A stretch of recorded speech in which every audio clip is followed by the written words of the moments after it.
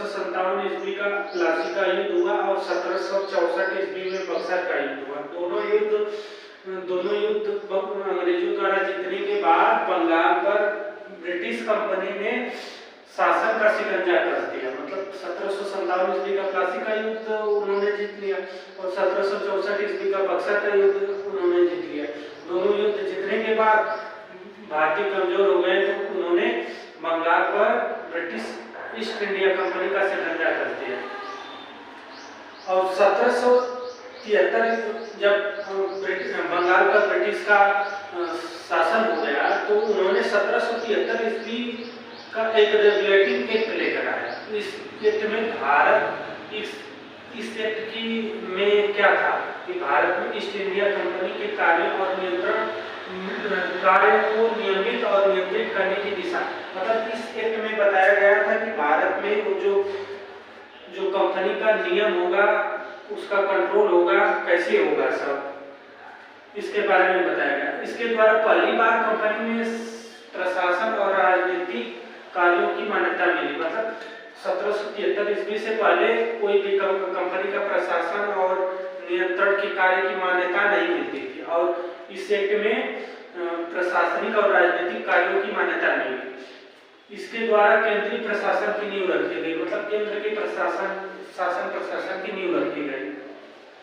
1773 ईस्वी का regulating act की विशेषता क्या थी? विशेषता ये थी कि बंगाल में गवर्नर हुआ करता था, उस गवर्नर का नाम बदल के गवर्नर जनरल कर दिया गया।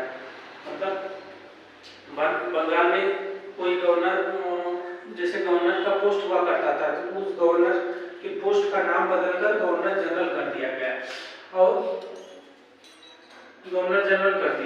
और मद्रास और मुंबई के गवर्नर को बंगाल के गवर्नर के अधीन कर दिया गया। मतलब बंगाल के गवर्नर का पोस्ट का नाम बदलकर गवर्नर जनरल कर दिया गया और मद्रास और मुंबई के गवर्नर को बंगाल के गवर्नर के अधीन कर दिया गया। और इस प्रकार बंगाल का प्रथम गवर्नर जनरल का उद्घाटन लॉर्ड वारेन हेस्टिंग्स था। बंगाल का प्रथम governor general Lord Warren Hastings था। और दूसरी विशेषता ये थी कि कलकत्ता प्रेसिडेंसी में एक ऐसी सरकार स्थापित की गई, मतलब कलकत्ता में एक ऐसी कलकत्ता प्रेसिडेंसी में एक ऐसी सरकार स्थापित की गई जिसमें गवर्नर जनरल और उसकी परिषद के 4 सदस्य थे। मतलब एक गवर्नर जनरल था और उसके 4 सदस्य थे जो अपनी सत्ता का उपयोग संयुक्त रूप से करते थे। मतलब सत्ता का काम कैसे होगा, एक गवर्नर जनरल और परिषद के जो 4 सदस्य थे, चारों मिलकर संयुक्त रूप से कैसे सत्ता का काम कैसे होगा वो संयुक्त रूप से करते थे। उसके बाद कलकत्ता में इन्होंने 1774 ईस्वी में एक उच्चतम न्यायालय की स्थापना कर दी। इस एक्ट की ये सब विशेषता है। 1773 एक्ट में ये सब था। तो कलकत्ता में 1774 ईस्वी में एक उच्चतम न्यायालय की स्थापना कर दी। उसमें एक मुख्य न्यायाधीश और 3 अन्य न्यायाधीश थे और वो पहले मुख्य न्यायाधीश थे सर एलिजाह इम्फे।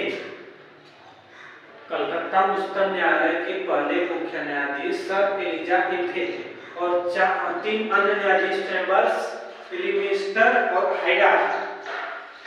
इस तरह कंपनी के फिर चौथी विशेषता है कि इस तरह कंपनी के कर्मचारी को निजी व्यापार और भारतीय लोगों से उपहार व रिश्वत लेना प्रतिबंध कर दिया गया। 1773 ईस्वी के रेगुलेटिंग एक्ट की एक और विशेषता ये है कि जो कंपनी का कर्मचारी होगा वो न भारतीय से उपहार लेगा न ही रिश्वत लेगा। इसके लिए उन्होंने प्रतिबंध लगा दिया। 5वीं विशेषता है कि ब्रिटिश सरकार को बोर्ड ऑफ डायरेक्टर के माध्यम से कंपनी पर नियंत्रण सशक्त हो गया। मतलब ब्रिटिश सरकार को बोर्ड ऑफ डायरेक्टर के माध्यम से कंपनी पर नियंत्रण सशक्त हो गया। इसमें भारत में इसके राजस्व, नागरिक और सैन्य मामलों की जानकारी ब्रिटिश सरकार को देना आवश्यक हो गया। मतलब ब्रिटिश सरकार ने एक बोर्ड ऑफ डायरेक्टर के माध्यम से कंपनी पर नियंत्रण कर लिया और भारत में जो राजस्व और नागरिक सैन्य मामले की जानकारी की सभी की जानकारी ब्रिटिश सरकार को देना होती थी। बोर्ड ऑफ डायरेक्टर के माध्यम से, इसकी विशेषता है। और 1773 के रेगुलेटिंग एक्ट के बाद एक्ट ऑफ सेटलमेंट आया। एक्ट ऑफ सेटलमेंट का यही मतलब है कि जैसे 1773 का रेगुलेटिंग एक्ट आया, कोई भी नियम कायदा कानून आएगा तो उसमें कुछ कमियां खामियां जरूर होंगी।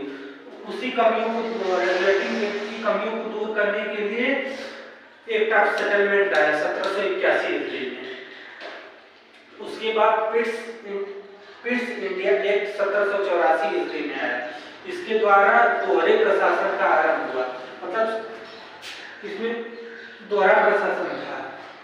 पिट्स इंडिया एक्ट 1784 ईस्वी में आया। इसमें दोहरे प्रशासन का व्यवस्था थी। इसमें पहला ये था कि बोर्ड ऑफ डायरेक्टर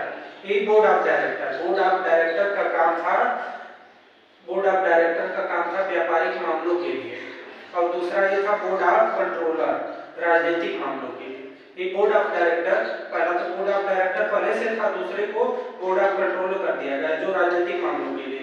पहले बोर्ड ऑफ डायरेक्टर ही राजनीतिक मामले और व्यापारिक मामलों को करता था। फिर इंडिया एक्ट 1784 में आया, बोर्ड ऑफ डायरेक्टर को अलग कर दिया गया, बोर्ड ऑफ कंट्रोलर करो। बोर्ड ऑफ डायरेक्टर का काम व्यापारिक मामलों के लिए था, बोर्ड ऑफ कंट्रोलर का राजनीतिक मामलों के लिए। फिर 1793 ईस्वी में चार्टर अधिनियम आया।